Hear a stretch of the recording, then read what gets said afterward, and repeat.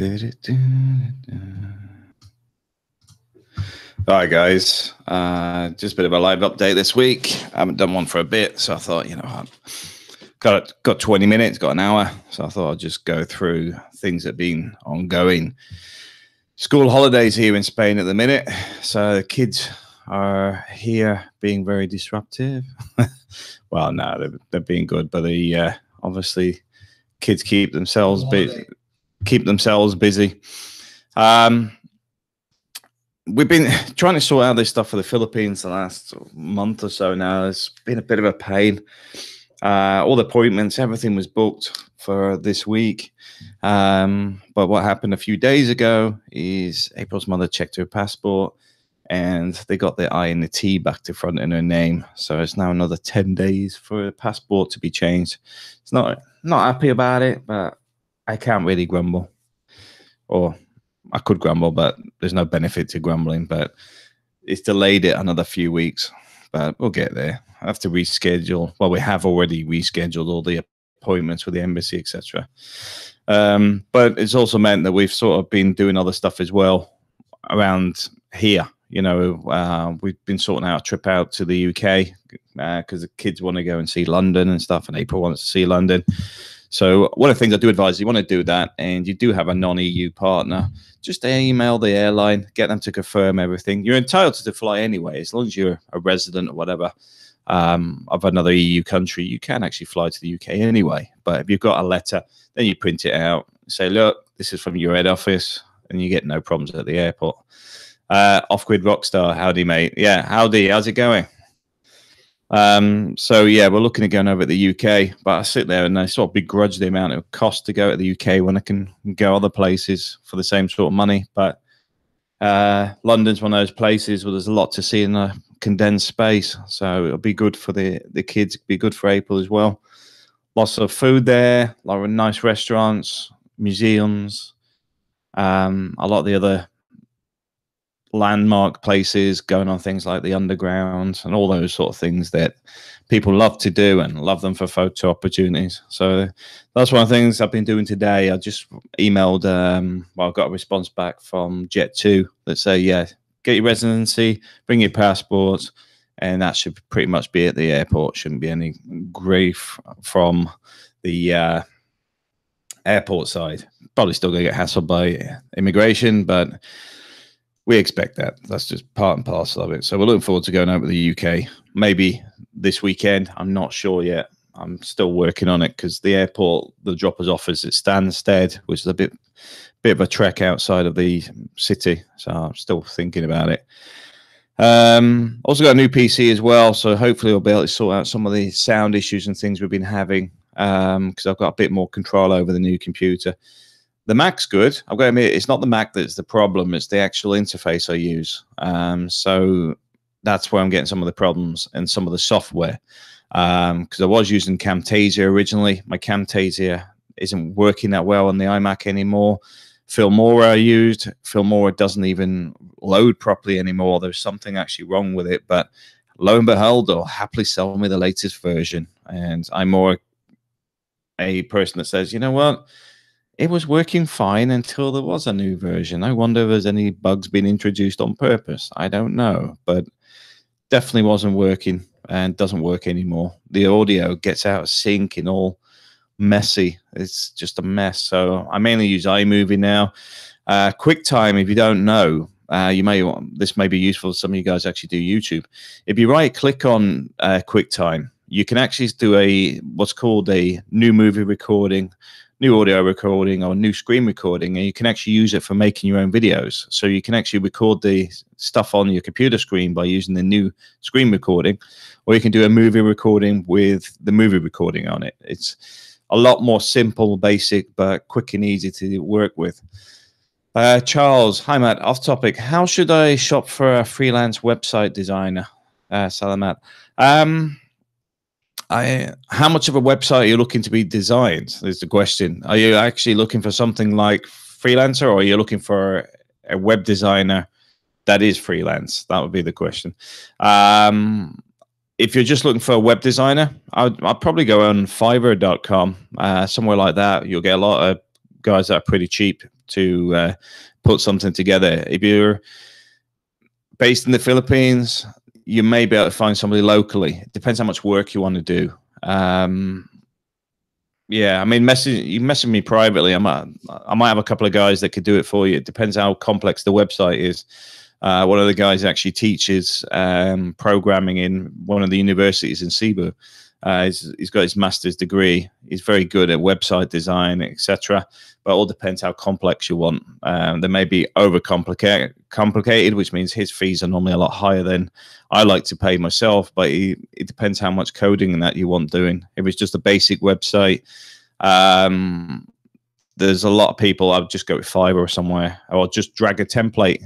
You can get templates pretty cheap as well, and you could have something up and running in a couple of hours with doing it yourself. WordPress is very easy. Getting the templates for that, very simple, but all depends what type of website. If it's e-commerce, PrestaShop, something like that's ideal. If it's for a business, I would just get a template, edit it yourself, and then you can get it the way you like it. And just edit it over a couple of weeks. Just get the basics set up, get it up and running, then just keep editing it until you're happy with it, and try and get feedback off people. That way, you know what you're getting. You know, at the end of the day, people saying, well, I don't like the picture, the colors don't look right. It's fine. You can work with it. You can edit it, get it the way you like it. More importantly, get it the way the customers like it, so that you're getting a lot of value out of it from that side. You know, at the end of the day, if it's a website, it's more to do with whoever's going to be using it from the other side, rather than how we like it. It's people that are actually going to be interfacing with it are the important ones. Yeah, feel free to message me privately. I'll give you my email here, so you can actually email me.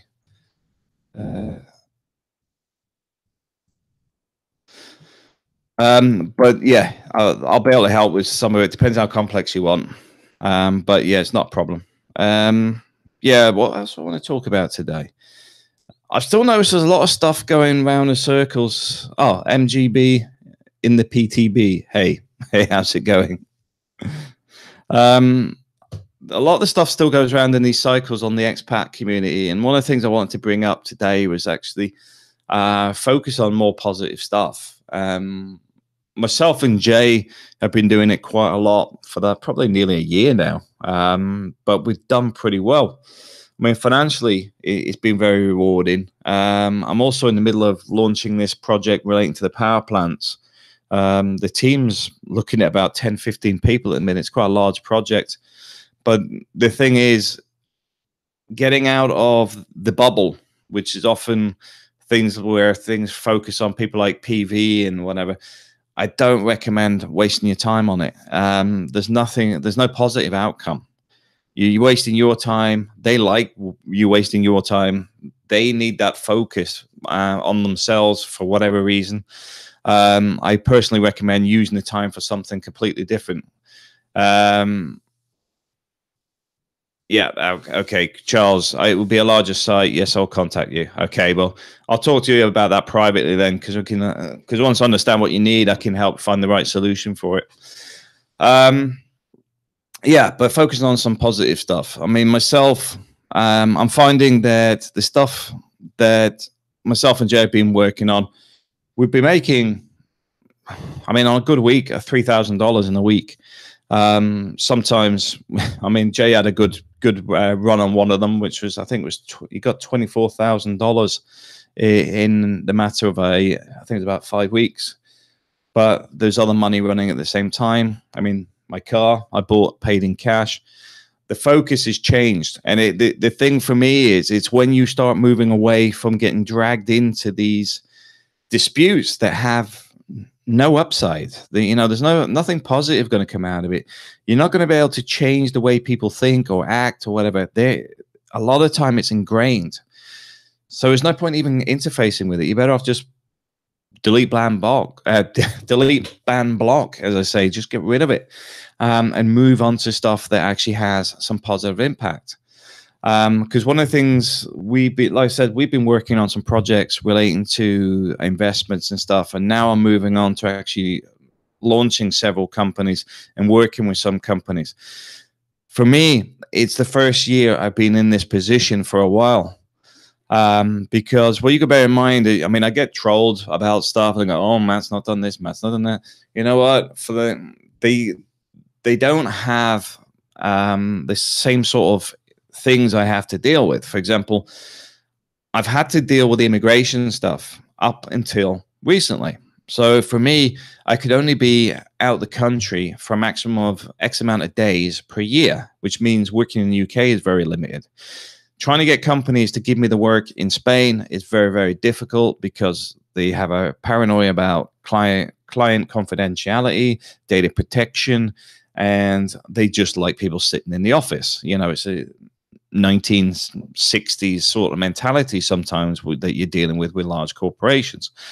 So I've had to adapt and change a lot of things that, quite simply, I've given up on a lot of the money I could have been making very well, fixated on the corporate world, and redesigned everything I do. And it's starting to pay off because we're now in a position where we're in a much better position moving forward. Our network's more extended. Right now, here in Spain, even the expat side is starting to move forward as well, because I invested some time in it. And this is one of the important bits people need to realize, if they don't already, is you may find that you're investing a lot of time and getting nothing come back. And the main reason that happens is it takes time for things to develop. A lot of the problems you're getting with, for example, this week, there was something that came up where a agent asked somebody to leave their property when they have a rental renewal coming up, because basically the agent wanted to get somebody else in there so they could get another fee, because they get a finder's fee, which is based on the first 12 months. So what they were trying to do is throw them out, tell them the landlord didn't want them there anymore, so that they could then put somebody else in and get a fee again. Well, that sort of stuff I highlight on the Spanish channel. And as you know, I highlight a lot of stuff relating to the Philippines. And people are like, why is so negative on this stuff? It's not negative. It's highlighting the stuff, because if you're aware of it, you can work with it. You can work around it. You can understand why things are happening that way. You can understand that you're going to face these problems sometimes. But if you're aware of what goes on, you can combat it. You can say, okay, you've told me this, but I know you're lying, but what's the best way to deal with it? But that's all part and parcel of this channel and the Spanish channel. But we're finding with the Spanish channel, we're moving into teaching Spanish, teaching English, finding houses, renting houses for people, construction, maintenance, and even starting to get into the realms of mobility, which is something I advise somebody a bit north of me, is want to move over to Spain at the moment, to actually look into mobility. Mobility being things like disabled adaptions, doing people shopping, taking people out for the day, all these sort of stuff that affect people, especially if they lose a partner. Now, what you have in our area is an aging population. People come here to retire. So we have quite a large aging population. As such, there's a lot of opportunities to make a living here off those sort of scenarios where people just want somebody to come and put the shelving up, move the bed over to the other side of the room, paint the spare room, all these little projects. But this is the point. We're starting to see a lot more people get involved in that sort of stuff from the expat side. At the same time, it's all also tied in with the fact of trust, because people trust us, because then the day they get a fair deal, fair price, and often a lot of stuff for free as well.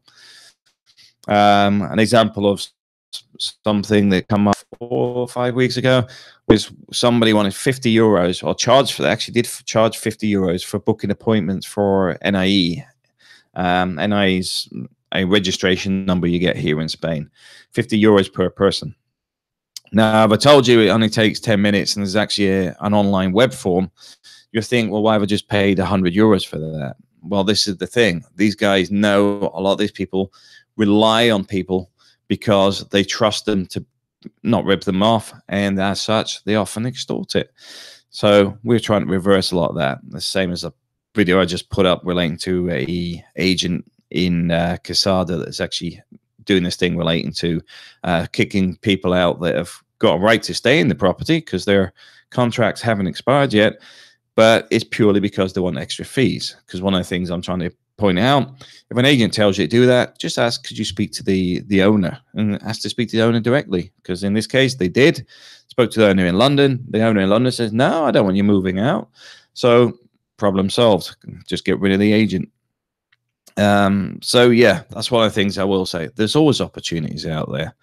And this is one of the things I wanted to bring up about being positively focused on things. I do hear some people say they haven't got skills, they haven't got this. Everybody's got something. And this is like with the mobility stuff. The mobility stuff is a bit like just getting some simple tasks done for people. It's like taking somebody down to the doctors, waiting with them, and then taking them back to the house. It can't get more simple than that. But people want some the difficult stuff, deal with the stressful stuff, deal with translations. You know, somebody will actually help them, and somebody they can trust, which is one of the things we're looking at. I remember watching a TV show. Funny enough, I actually friends with Colin now. Colin was actually on a TV show relating to being a retired person in Spain, where he only had his government pension, his state pension, which only covered his rent. So he started doing this dance. It's like, I'm not sure if it's jive. It might be jive or jazz. It's some sort of dancing. And it's just grown and grown. He now does these, ties it in with, what do you call it? These sea tours and stuff, you know, with the ships. So they go away on a cruise and does the lessons every week. The point being is he had limited resources and he used what was available so that he could stay in Spain full time. The same goes with the Philippines. Look at the resources you've got and see how you can make this work for you. There is always something. There is always something. I mean, if you watch my first years in the Philippines, you just keep trying something till something works really well. You know, you'll get a load of stuff that just doesn't work, you know, or it's too time consuming or something else. It's a bit like now I've got some stuff relating to websites where I need somebody to sit and do data input. It's not cost effective for me to be sat here doing it. I need to get a virtual assistant to just start working for us. But the thing is, we're getting a position now where there could be the office opening back up in the Philippines, where there could be a staff of 3 going in there to deal with various projects we're working on. So it's pretty good at the moment. I've got to admit, things are on the move. It's already looking like a better year than last year because obviously we lost my father-in-law and I lost my mother last year. But also last year we actually got through the immigration process finally. And now we're in a much, much stronger position to start developing things for the future, for not only for the family, but also for the businesses, and start expanding out here in Spain a little bit. The network's also very, very good now. It's we've got a lot of strong people. Several have already got their own businesses up and running. We're making a lot of new friends as well.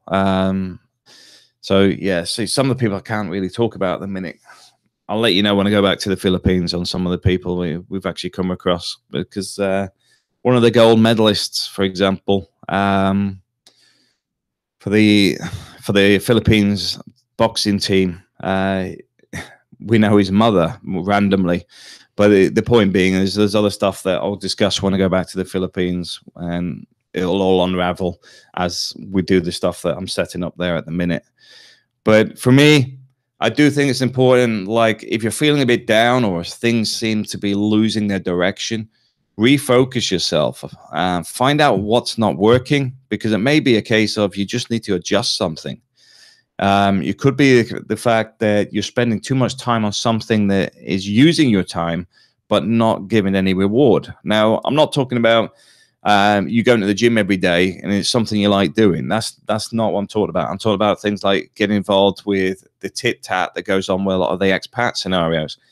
You're better off switching off from it and go on to stuff that actually can actually generate some more revenue, or doing something you enjoy doing and not getting dragged into the negativity. The whole Facebook fiasco that's come out recently about the manipulation on things like the social media, where it's putting stuff in front of people with fake news and stuff on purpose. I think it's far deeper than that. I think they're doing it regularly on other stuff, to actually create some of these negative scenarios on a regular basis. So just be aware when you're seeing a lot of stuff put up in front of you, ask why it's there. You know, at the end of the day, one of the things that, you know, I get thumbs down for saying this sometimes, is if you can't change it, you can't do anything about it, why worry about it? Because at the end of the day, you will get a lot of stuff pushed in front of you saying X, Y, Z, and it can make you angry sometimes. But the point being is, if you're not going to be able to do anything about it, and it's not going to really have any positive or negative impact on you, if you just switch the thing off, then you're better off moving past it. Simple as that. You don't get dragged into it. I mean, the stuff relating to a lot of the media stuff, the circus stuff that comes out these days, you find a lot of the stuff that should be being dealt with is buried under the garbage on purpose. So they'll push something to the front that is politically motivated, argumentative, etc., while they're slipping through a lot of other stuff that should actually be at the top of the pile, just simply so that you don't see it. You know, at the end of the day, they try to get you focused on the stuff that really doesn't matter. But anyway, I don't really want to focus on that too much. I'm just trying to say, just don't get dragged into it. You're better off doing something positive. Now, the other thing I want to say is, well, I've seen a lot of, quite regularly, posts about Filipino women being XYZ, you know, being a lot of negative stuff. I have to say, most of the women I know are pretty good. I don't really hang around in the domains with a lot of the bad women. I know they exist, but quite simply, it's not where I hang out. It's not the people I deal with. Here in Spain, there's a lot of women in their 50s and 60s, married to Norwegians, Swedes, etc. They're all very good people. You know, at the end of the day, they're all working, nurses, etc. They pull their own weight. You know, at the end of the day, they're independent women. But at the same time, a lot of the negative stuff that comes out, and you'll see a lot of these posts about women are like this, Filipino women are like this, blah, blah, blah. It's because they're often a soft target, because in the sense you will not get too much on the defensive side. There's very easy to attack because they don't really push themselves forward to say, you know what, that's not right. You know, you're saying that, and often it's because of somebody they met. So instead of saying, I married the wrong woman, she was a bad person, she did this to me, da da da, and then you go, but I learned from my experience, it becomes all Filipinos are bad, which is completely wrong. Yeah, I just wanted to say that because I'm just seeing a lot of comments around this thing lately, and I'm thinking, I'm not being funny, unless you had a bad experience with somebody from the Philippines or whatever, and it's a specific person, why would you bother going on to a Philippines channel and focus your anger on the entire community as if you knew every single person in the community? Because I generally find the most Filipinos are fantastic people. You will get a lot of the traits in there. I mean, I see a lot of it in Spain, and I just think so much stuff just overlaps. It's unbelievable. The way people abuse other people's stuff. You know, for example, they'll quite happily let their kids dent your car, but if you dented their car, they'll go ballistic. That sort of stuff still goes on in Spain. So it's quite simple. Be aware that a lot of these traits are just ingrained.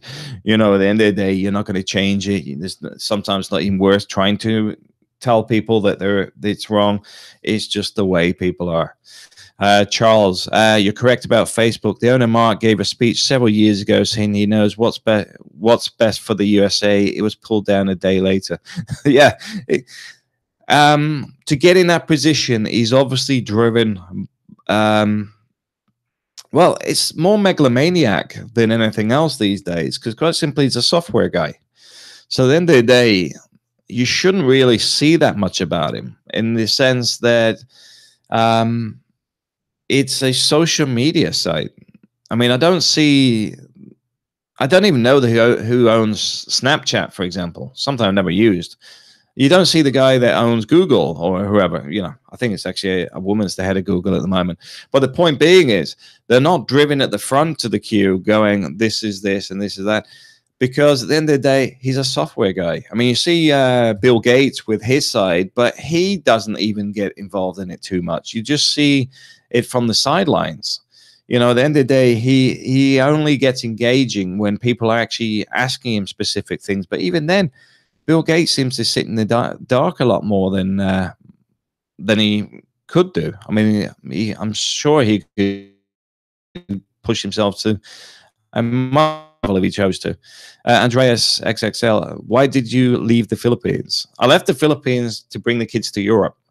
The kids are getting their education in Europe, becoming EU citizens, etc. That's the main reason we're in Europe. Also, April hadn't traveled outside of the Philippines, so that's another reason we're in Europe. But ultimately, it's for the kids.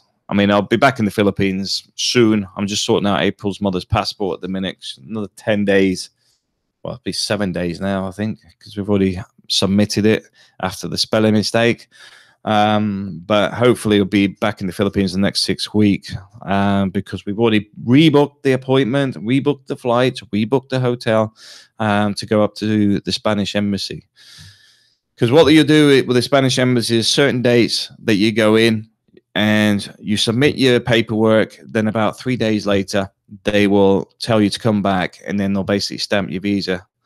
Once that's stamped, that means April's mother can fly. It also means I can book my flight to come to the Philippines. The reason I'm flying to the Philippines to bring April's mother to Spain is quite simple. I'm going to go to the Philippines for 2-3 weeks. I've got a few meetings set up with various people in the Philippines. I'll discuss once I get that far, because I've got to reschedule all those appointments as well. But once that happens, when I'll be in the Philippines, I'll be there on business as well as doing some of the expat stuff, meeting up with people, setting up the construction of the layout for the apartment that's above Jay's apartment, because he lives in one of my apartments. So I can actually get the layout right on there for the kitchen, and whether we're going to put I'm not sure we'll do a large 2-bedroom or a 3-bedroom place yet, but got to go there, measure it up, get the designs right, and then start looking to get the insulation in, get the ceilings put in, put the walls in, and get that ready for construction. So that's another reason I'm there.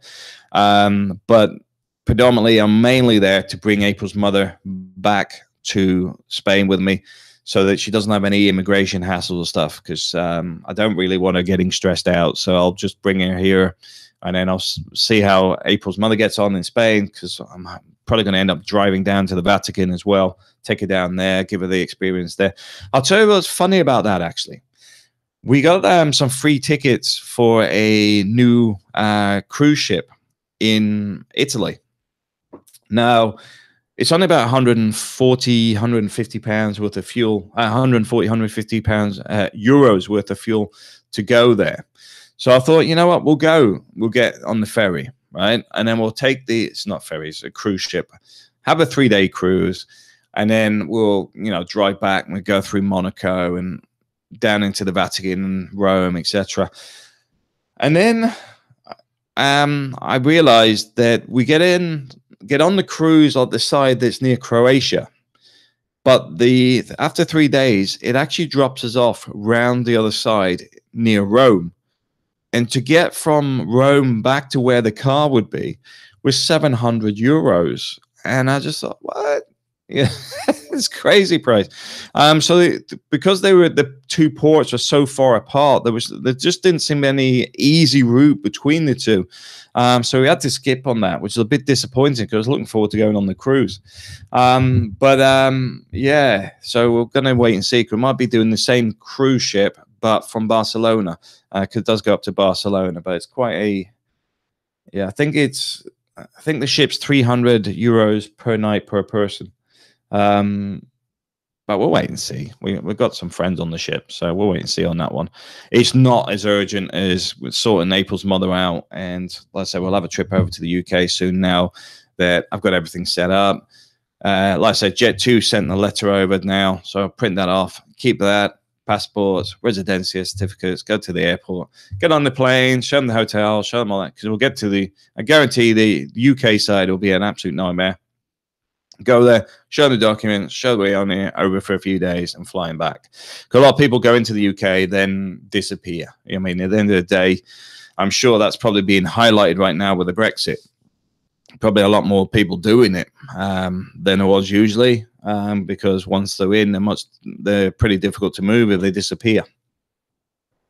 Right now, with the EU border still open, and even after the EU, though, I don't think with the Brexit, there's going to be that many changes relating to the UK, especially with Spain. I mean, Spain sells the UK a lot of food, a lot of produce. But on top of that, a lot of Brits come here on holiday. A lot of medical staff from Spain work in the UK as well. So there's a lot of crossover between the two countries. So I do hope that the government actually pulls their finger out and actually delivers the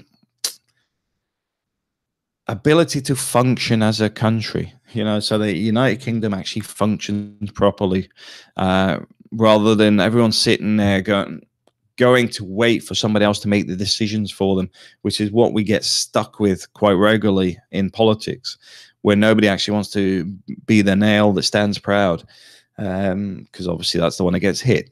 But it's just frustrating for me, because the thing is, people ask me about what's my view on the Brexit. My view has always been, and still is, that the problem with the UK is poor governance. If it had a stronger government, this Brexit process wouldn't be such a mess.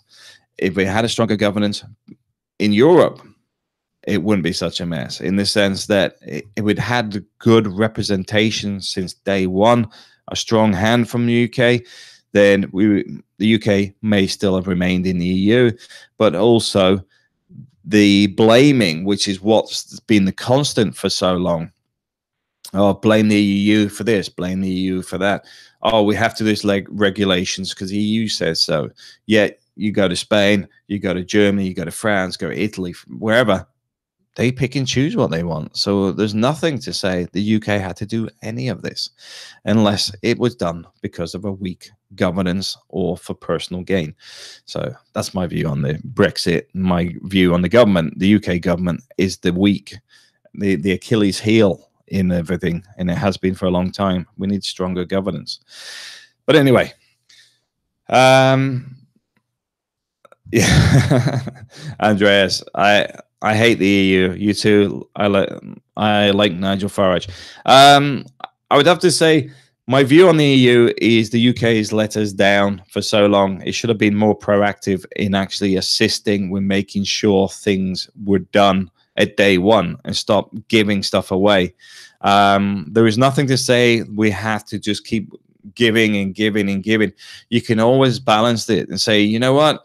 I'll put 50 billion in. Where's your 50 billion? Oh, well, we haven't got it. Well, there we go. Then nobody's got it then. There's got to be a lot stronger position. And at the end of the day, there's some people in the EU government that I can't stand. And at the same time, I do think the UK has let the people down.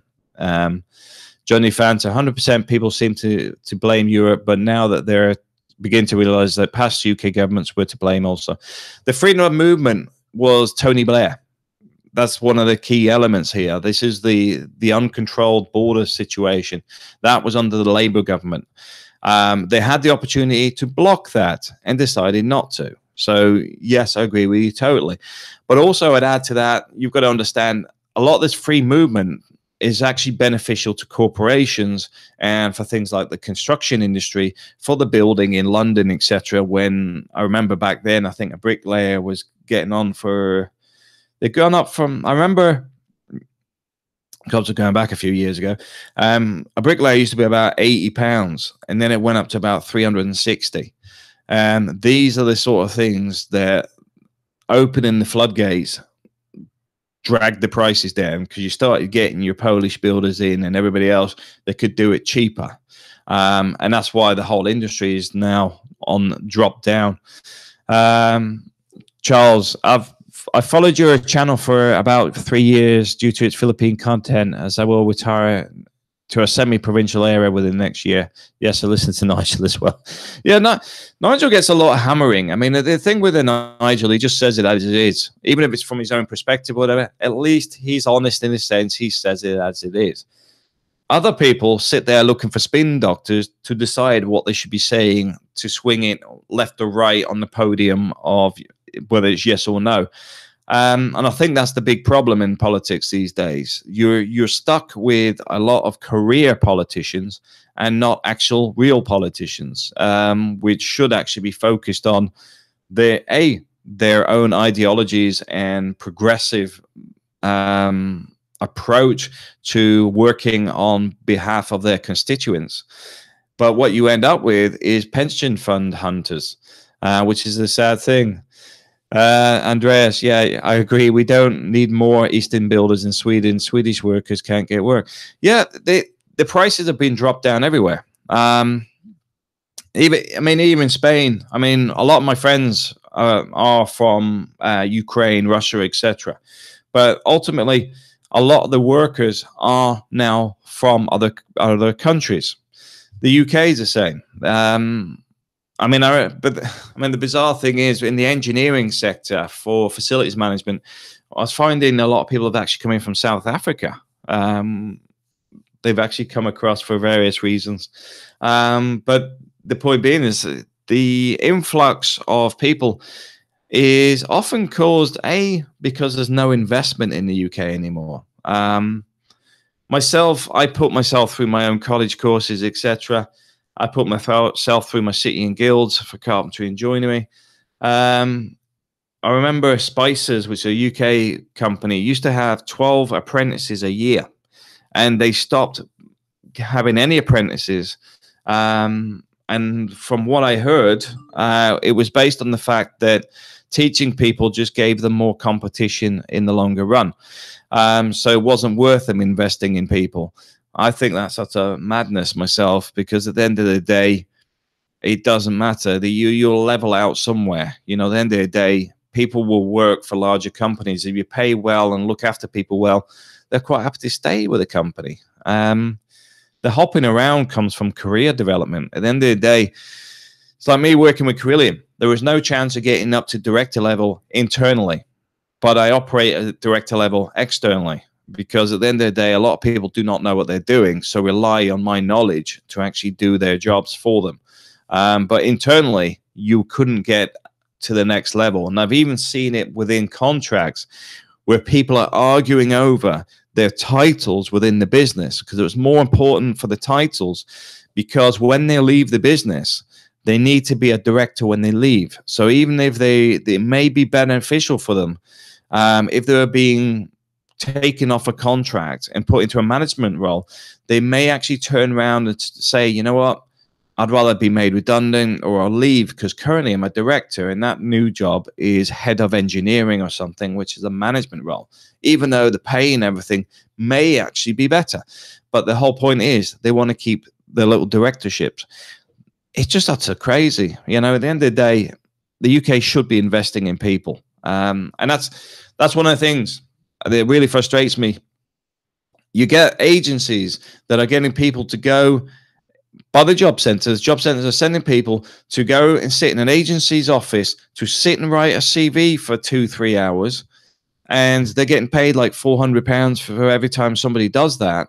At the same time, they won't invest in somebody becoming a forklift truck driver, doing a HGV, doing something where there is some gaps in the local economy. Because let's face it, it's not hard. If you're the job center, you can see what jobs are available, and you can see, well, we haven't got anybody that drives these trucks, we haven't got anybody that does this XYZ.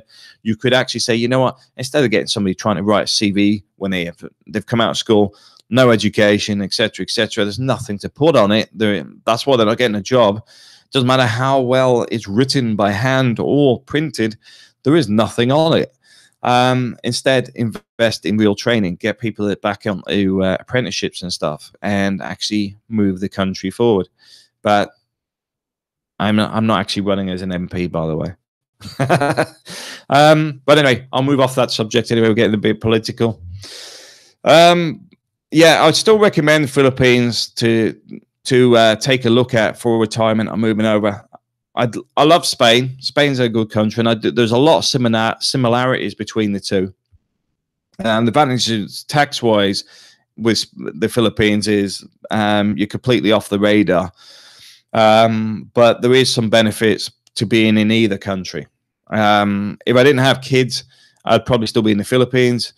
But in all honesty, the kids are doing really well here. We've got so much stuff on our doorstep as well. We've got all the sports facilities. There's lots of activities for the kids. You know, the kids can learn multiple languages. There's like artist clubs. My son does Lego robotics, horse riding. We've got a tennis court. There's always something to do here. It seems very focused, but also it's not expensive, which is another positive thing. Because the economy is fairly suppressed here, because they still keep building houses and things like that without actually having an increase in the number of people buying. Some of that's tied in with the fact that the contracts for construction are expiring. So as a builder, you have to build them even if there's nobody move in them, because otherwise you will lose the right to construct there. The governments will basically revoke all the licenses and everything that allowed you to build those houses. So there's a lot of properties being built, but it doesn't mean there's a lot of people moving here. I don't think that much has changed. It's a lot more busy. I'll tell you that now. It is a lot more busy, but I don't think the housing market is increased. I do think that the number of people coming here on holiday and living here is increasing, but I don't think the actual volume has increased that much in home ownership. At the end of the day, I still think you've got around the same sort of figures, because obviously if you've got, let's just say 50,000 people a year moving here, there's a lot of people that had houses from the 90s or whatever, still trying to sell them. But at the same time, there is still those 50,000 coming in buying new houses where they've got insulation and other bits and pieces on the modified, better building methods, etc. So it's not realistic. I mean, somebody was actually posted the other day that the number of Brits in the UK has declined by, I think it was over 50%. But the reality is the paperwork's changed, because the documents are based on a 5-year span. But recently they changed that the electoral roll has to be updated every 3 months. Before, when you bought your house, you're on the electoral roll, and it meant that your house, you're there full time. You might only be there two months of the year. But the point being is, on the electoral roll, it looked like you were here permanently. So when they go and put these media stories out, half the population of Brits have left Spain in a mass exodus, you're like, no, they haven't. They've just changed the paperwork. They're just recognizing they're not actually here, because the local governments get money from central governments for funding, based on those documents. The number of school places, the waste collection budget, all those things are based on the electoral roll. So there is no benefit to the local authority actually saying those properties were empty. And this is what was happening. It was like they were getting surplus budgets because these are holiday homes. So you might get 1 in 10, but on paper, all 10 were actually having full-time tenants in them. But only one person was actually living in one of them. But that meant the budget was 10 times the size. So, yeah, this is why you've got to be careful sometimes when the media is telling you one thing, because reality is the complete opposite. Andreas, I love the Philippines. Going to Iloilo and Palawan, 28th of May, 1 month. My Filipino wife goes on April 10th. Yeah, the thing is, it's a great place to be. I like the freedom of the Philippines, to be honest. I do like it's more relaxed. You're more in control of your own destiny. It's not a nanny state, which is one thing I despise. I think people should have the control of what they want to do with their lives, as long as it's not impacting other people, which is the main thing, you know. And that's one of the things I do find, that we get too much nanny state telling us what we should be doing, what we can't do, and everything else, when a lot of time is people can quite simply do stuff themselves, which will be self-regulating anyway, with a bit of common sense. Johnny Fanta, is there many expats under the age of 40 in Torrevieja? Anytime I'm there, it seems to me there are mainly 60s.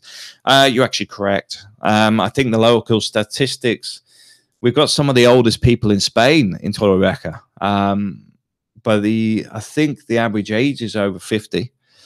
So yeah, you're right. There is if you go out to it's a bit further down near Lazinia, there are some younger people around that end, but I do find Torrevieja seems to be a more older population. Same as La Mata. La Mata seems to be predominantly Spanish from Bilbao, Barcelona, and Madrid. But they're all, well, I say they're all friendly people. They're friendly people, but you got to approach them, because otherwise you won't even get a hello. But if you do approach them, they're all sound. They're pretty good people. What I do like here is the crime is pretty much non-existent for us in where we live. I mean, I'm sure the crime goes on.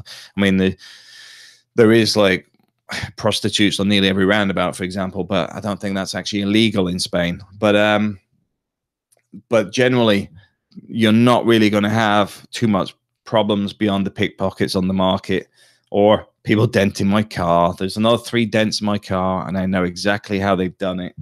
I was parked on the left-hand side of the road, and somebody's come out, parked between 2 cars on the right, and basically just swung it around, hit my door, and just scraped it around because they don't care. You know, at the end of the day, it's only their bumper, and it just rips a massive dent in my door.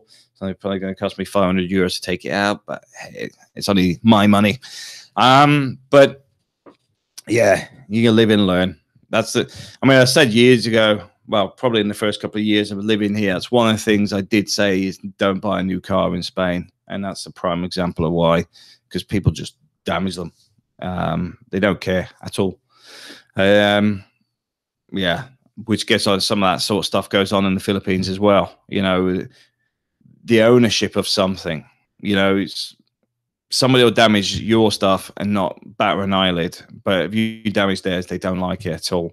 It's bizarre. It's bizarre. And that's why sometimes it's frustrating, because you're thinking, that's such a double standard. And for some reason, it seems logical to some people. But hey ho. Not a lot we can do about it. Not a lot we can do about it.